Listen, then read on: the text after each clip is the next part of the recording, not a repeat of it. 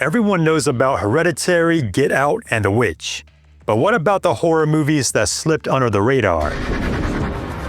Today we're diving into some surprisingly good horror films from the past decade that deserve way more attention. He's rotting. These aren't your typical jump scare factory films. They're creepy, clever, and criminally overlooked.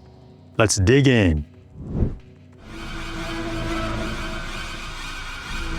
This one starts like your standard small-town crime thriller. Missing kids, a detective under pressure, and a family falling apart.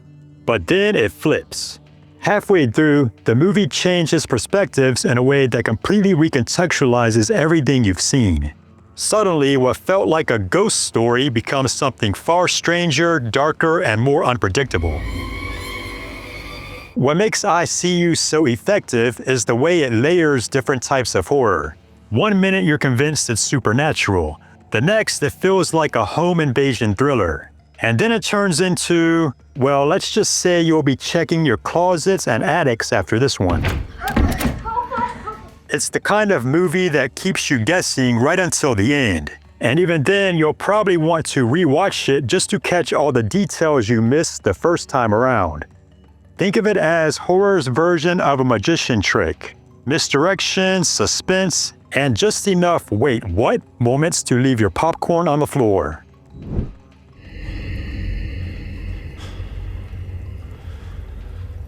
Marketed like another cheap creepypasta knockoff, The Empty Man is actually a slow-burn cosmic horror epic hiding inside a B-movie hoodie.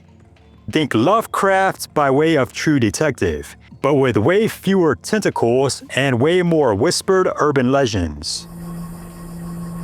It opens with a prologue that feels like its own mini horror film, then dives into cults, paranoia, and forces that make you feel very, very small. The scares aren't just about what's lurking in the shadows. They come from the sheer scale of what the movie hints is out there. And don't let the title fool you. The Empty Man sounds like the villain of a low-budget Slender Man parody, but the film is way smarter, weirder, and more unsettling than it has any right to be. It's one of those movies where you'll either walk away scratching your head or staring into the void a little too long. This is my house! Get out! A refugee couple escaping war finds themselves in a run-down English flat where something else has moved in with them.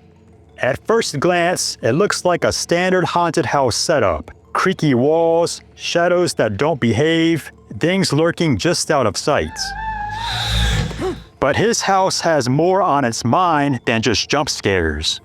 Yes, there are ghosts, but they're tied directly to the couple's past. Trauma, guilt, and the things they can't leave behind. It's one of those rare horror films where the monsters aren't just there to pop out and scream boo. They're actually part of the story's soul. What makes it hit so hard is that the supernatural horror is wrapped up in very real horror. Surviving war, fleeing home, and trying to rebuild your life when the world won't let you. It's scary, it's heartbreaking, and it'll make you think twice the next time your landlord says, "Oh, don't mind the strange noises in the walls." You're closer to death than you've ever been. Well, that's not exactly true.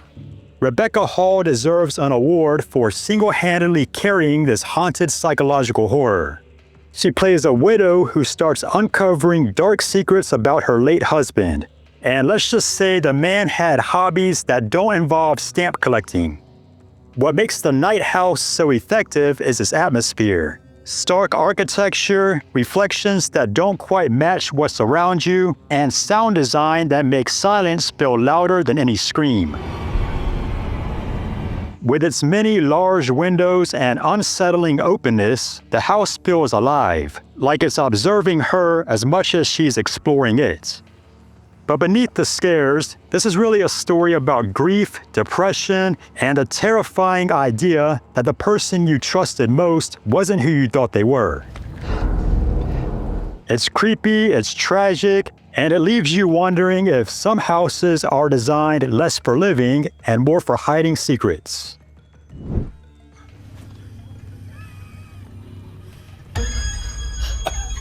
Set on a remote Texas farm, this one follows two siblings returning home as their father lies dying, and something else waits for them in the shadows.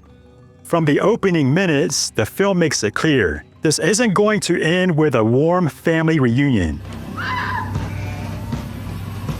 What makes The Dark and the Wicked stand out is its relentless sense of dread. There's no comfort, no safe space, not even in broad daylight. The house, the barn, the land itself, they all feel poisoned by whatever's creeping in. It's the kind of movie where you start dreading every knock at the door, every creak of the floorboards, because you just know it's going to get worse. It's bleak, it's brutal, and it never offers a moment of relief. Let's just say this movie will make you grateful for boring family drama, the kind where the worst thing that happens is fighting over Thanksgiving leftovers.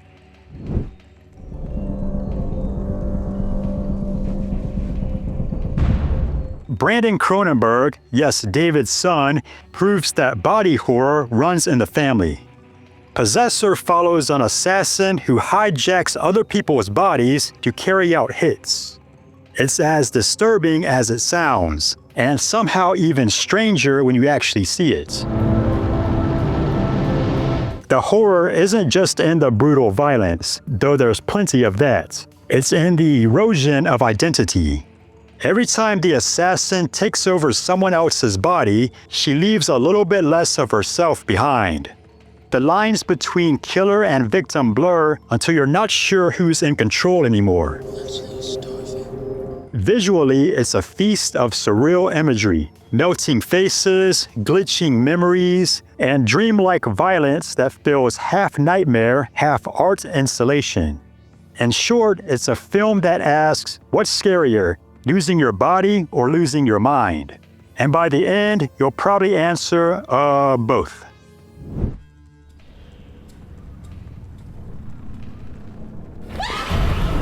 Set in 1980s Tehran during the Iran-Iraq War, Under the Shadow follows a mother and daughter trying to survive in an apartment block while missiles and something much older fall from the sky. At first, it feels like wartime drama, but soon the fear shifts indoors as whispers of a jinn, a supernatural presence from Persian folklore, begin to creep in.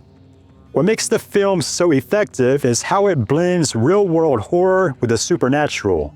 Bombings shake the building, but it's the quiet moments, sudden flashes of movement, whispers in the dark, that really get under your skin. It's a haunting metaphor for the inescapable weight of trauma, but also a genuinely scary ghost story in its own right. And unlike many haunted house movies, the characters can't just pack up and leave. Where do you go when the world outside is just as dangerous as what's inside?